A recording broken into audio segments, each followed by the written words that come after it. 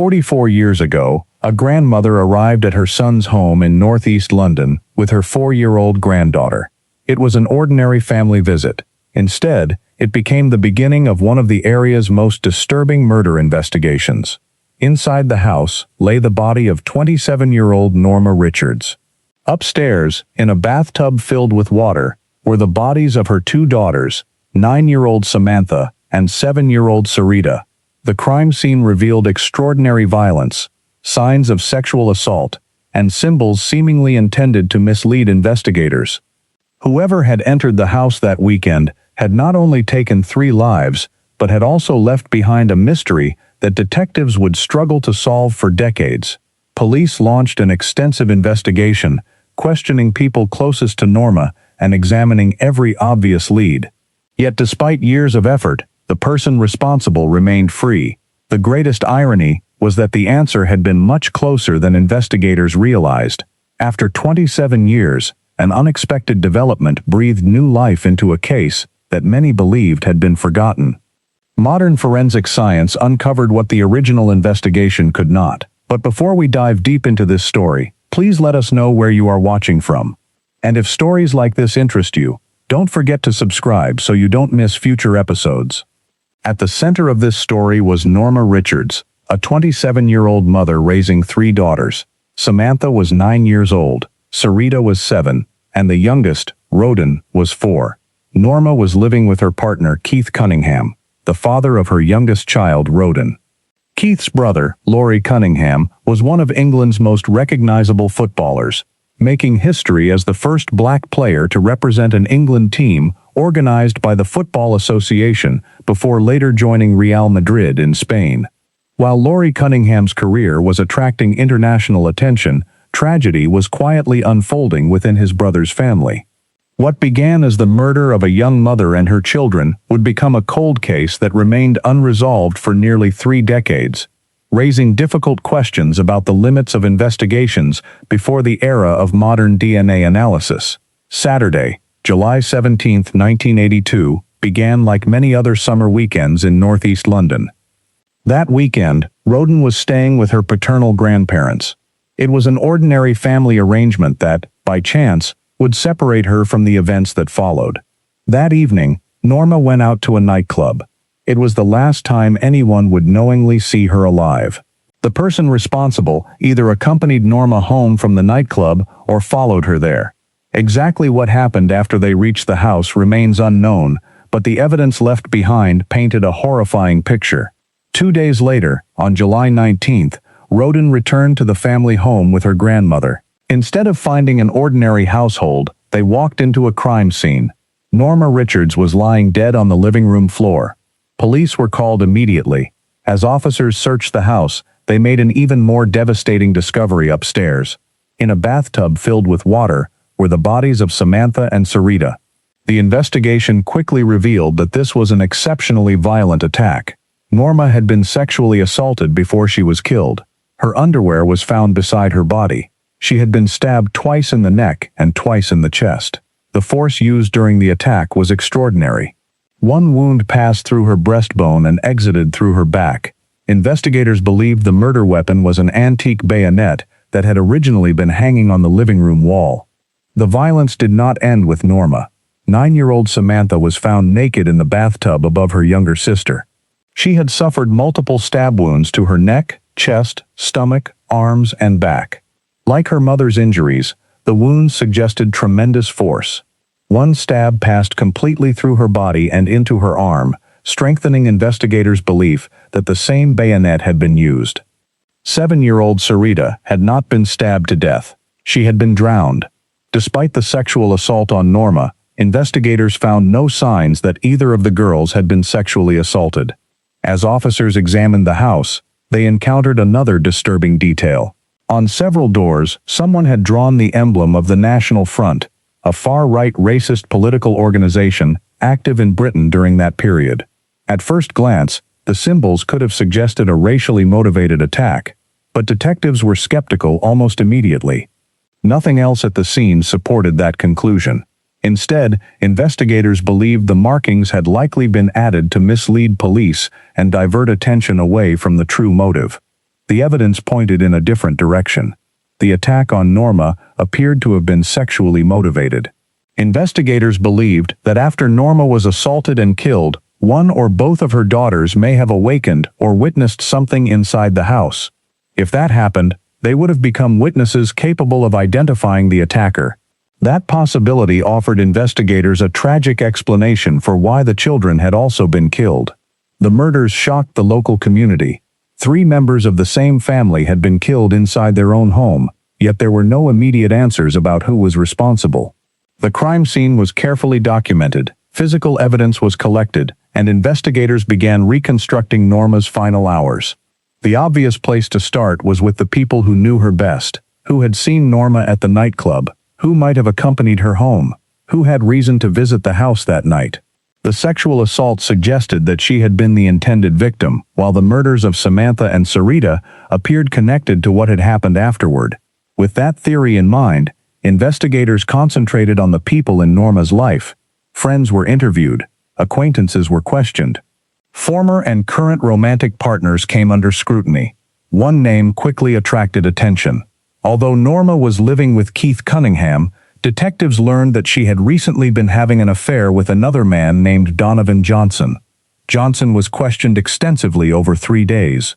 He told investigators that he had met Norma at a mutual friend's birthday party about 9 weeks before the murders. According to Johnson, they had been intimate twice.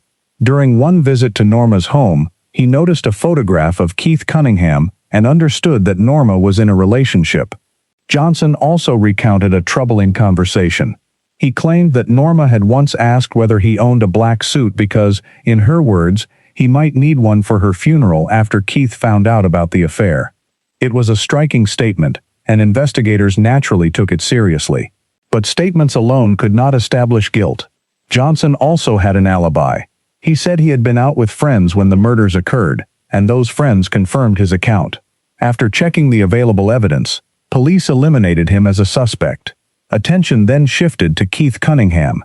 Given the affair, detectives considered whether Keith might have discovered the relationship and reacted violently. But once again, the evidence pointed elsewhere. At the time of the murders, Keith was nearly 1,000 miles away in Spain with his brother, football star Laurie Cunningham.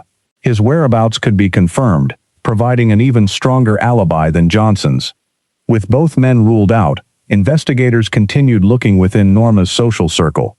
They questioned more people connected to her daily life, hoping someone had noticed unusual behavior or remembered an important detail from the days before the murders. But each lead ended the same way: no arrest, no breakthrough, no clear suspect. As the months passed, the investigation gradually lost momentum. The case eventually joined the growing list of unsolved murders waiting for new evidence that never seemed to arrive. Yet hidden within the investigation was an irony that would only become clear decades later. Detectives had concentrated almost entirely on people connected directly to Norma. But by following that path, they overlooked another circle of people who might also have deserved attention. That investigative choice would have lasting consequences. Years turned into decades, public attention faded, new crimes replaced old headlines, and the murders of Norma Richards and her daughters slowly disappeared from public discussion. The tragedy, however, never truly disappeared for the surviving members of the family. Roden, who had escaped the murders only because she was staying with her grandparents that weekend, was raised by her father's parents. She later said she had a good upbringing and many friends, but conversations about her mother and half-sisters were rare. Her grandparents never spoke about the murders. Members of her mother's family also avoided the subject. According to Roden, she believed it was simply too painful for them to discuss. The absence of those conversations meant she grew up with very little understanding of the family she had lost. She later recalled that every birthday became a reminder of her mother and sisters. When she became pregnant at the age of 18, she said she wanted her mother more than ever. By then, Norma had already been dead for 14 years. Time continued moving forward. Britain changed. Technology changed. Forensic science advanced in ways investigators in 1982 could scarcely have imagined. But the Richards case remained frozen in the past. For nearly 27 years, the killer remained unidentified, while crucial evidence sat waiting for the technology, and perhaps the opportunity, that could finally reveal what detectives had missed. By 2009, nearly 27 years had passed since the murders of Norma Richards, Samantha, and Serita. Then, unexpectedly, someone with no intention of solving the case helped change its course. Journalist Peter Law was researching the life of footballer Laurie Cunningham. As he worked on a biography, he learned that Laurie's brother, Keith Cunningham, had once lost his partner and her 2 daughters in a notorious triple murder. Curious, Law tried to find out how the investigation had ended. He searched for the outcome but found no clear answer.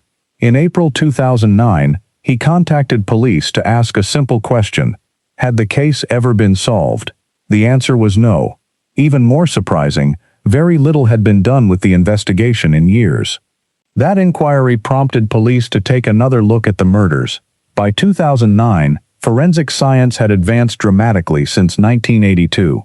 Evidence collected at the original crime scene could now be examined using DNA technology that simply did not exist when Norma and her daughters were killed.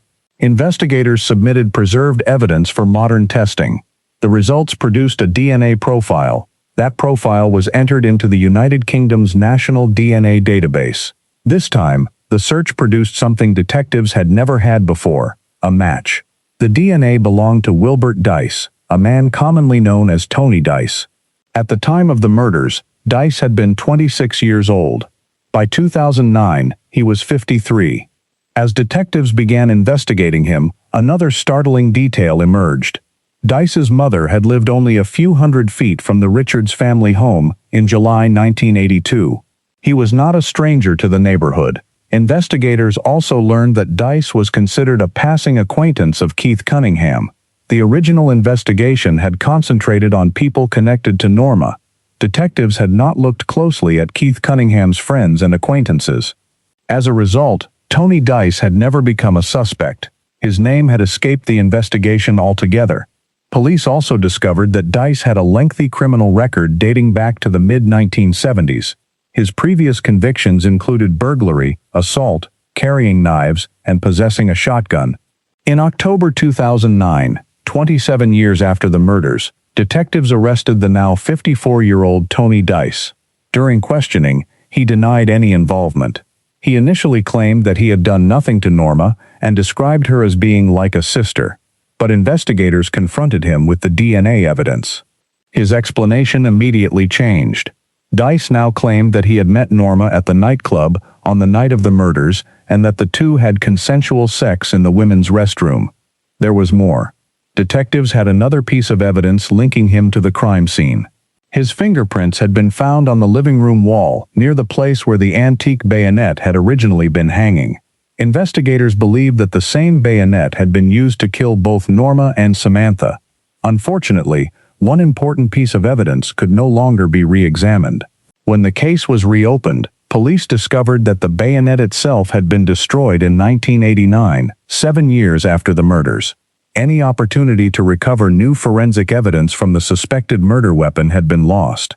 Even without it, prosecutors believed they had assembled a compelling case. For the first time in nearly 3 decades, the investigation was no longer searching for an unknown killer. It was preparing to present its evidence before a jury. Tony Dice's trial began in November 2010. The prosecution argued that he had encountered Norma at the nightclub on the night of July 17, 1982. According to their case, he either accompanied her home or followed her there. Once inside the house, he attempted to have sex with her. When she rejected him, prosecutors argued, the attack turned deadly. They alleged that Dice raped and murdered Norma before killing Samantha and Serita to eliminate the only witnesses. The physical evidence formed the foundation of the prosecution's case. His DNA linked him to the crime scene. His fingerprint placed him inside the house, near the location of the suspected murder weapon. But prosecutors also presented testimony intended to show a pattern of violent behavior. Dice's former wife described years of abuse during their 18-year marriage. She testified that he had attacked her with knives on multiple occasions and assaulted her with objects including a hammer, dumbbells, and a bicycle chain. She also recalled an incident that bore disturbing similarities to the Richards murders. After she had drawn a bath, an argument broke out. According to her testimony, Dice forced her head under the water until she believed she would die. After pulling her from the bath, he cut her with a knife. The prosecution also called another woman who described an encounter from 1982. Like Norma, she had gone to a nightclub while her live-in partner was away. She testified that Dice followed her home and attempted to force her into having sex. When she resisted, he threw her across the living room. She later told her boyfriend, who confronted Dice. According to her testimony, Dice apologized repeatedly and did not deny what had happened. A third woman described an attack that occurred in 1986 while she was pregnant with her second child. She testified that Dice came to her home looking for her partner, who was his friend. After asking to use the bathroom, he entered the house. She later stated that he approached her with a knife while wearing only black gloves. Fearing for both herself and her young child, she complied with his demands. She also described another encounter months later, in which Dice allegedly threatened her with a knife and sexually humiliated her. The trial lasted 3 weeks. After hearing the evidence, the jury found Tony Dice guilty of the murders of Norma Richards, Samantha, and Serita. He received 3 whole-life sentences, ensuring he would never be released from prison. At the sentencing hearing, Norma's brother, Dalton Richards, spoke on behalf of the family. He said, "A light went out in our lives when Norma and the girls were murdered. Dice's imprisonment brings us some closure. After 27 years, the case had finally reached its conclusion.